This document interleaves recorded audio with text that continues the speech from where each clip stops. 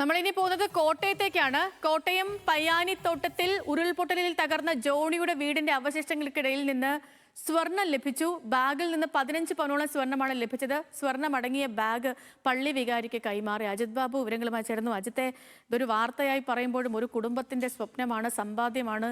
രാത്രി സുഖമായിട്ട് കിടന്നുറങ്ങിയ ഒരു കുടുംബം, അവർ പുലർച്ചെ മണ്ണിനടിയിൽപ്പെട്ട് ഒരു അമ്മയും മകനും നഷ്ടപ്പെട്ട തീരാവേദന അത് നമുക്ക് ഓരോരുത്തർക്കുമുണ്ട്.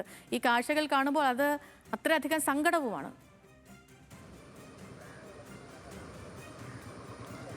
ഈ 15 പവൻ സ്വർണം അത് ജീവിതത്തിൽ അവർ അവസാനം വരെ സമ്പാദിച്ച അവരുടെ ജീവിതത്തിൻ്റെ ആകെ കരുത്തായിരുന്ന സ്വർണമാണ്. ആ വീടിൻ്റെ സംരക്ഷണത്തിനുള്ളിൽ അവർ സൂക്ഷിച്ചു വെച്ചിരുന്ന പണമാണ്.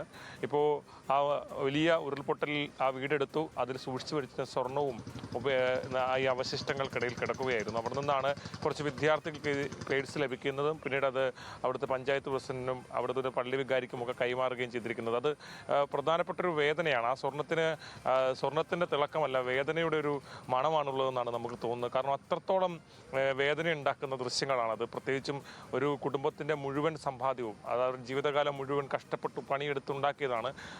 അതിലൊരുപാട് വേദനയുണ്ട്, അവർ വന്ന ജീവിതമുണ്ട്, വഴികളുണ്ട്.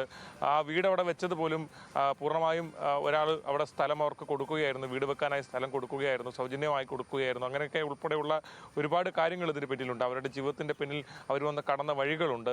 ആ വഴികളുടെ ഇടയിൽ കഷ്ടപ്പെട്ടുണ്ടാക്കിയ സ്വർണ്ണമാണ് 15 പവൻ. അവരുടെ ജീവിതത്തിൻ്റെ അവസാനം വരെയുള്ള കഷ്ടപ്പാടാണ് അത്. ആ സ്വർണം ഇപ്പോൾ ഉപേക്ഷിച്ച നിലയിൽ കണ്ടെത്തി.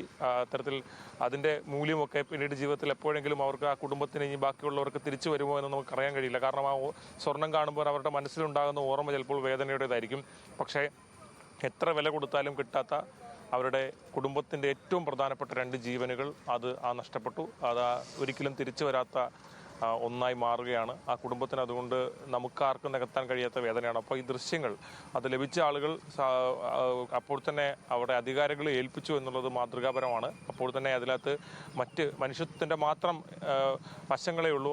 ഒരു പക്ഷേ അത് നമ്മുടെ പൊതുസമൂഹത്തിൻ്റെ, കേരളത്തിൻ്റെ ആകെ മനസാക്ഷിയുടെ ഒരു പ്രതിഫലനം കൂടിയായിരിക്കാം അത്തരത്തിൽ അങ്ങനെ ഒരു വിദ്യാർത്ഥികൾക്ക് ചെയ്യാൻ കഴിഞ്ഞത്. പക്ഷേ അപ്പോഴും ആ സ്വർണത്തിന് നേരത്തെ സൂചിപ്പിച്ച പോലെ സ്വർണത്തിൻ്റെ തിളക്കമല്ല, വേദനയുടെ നീറ്റിലാണുള്ളത്.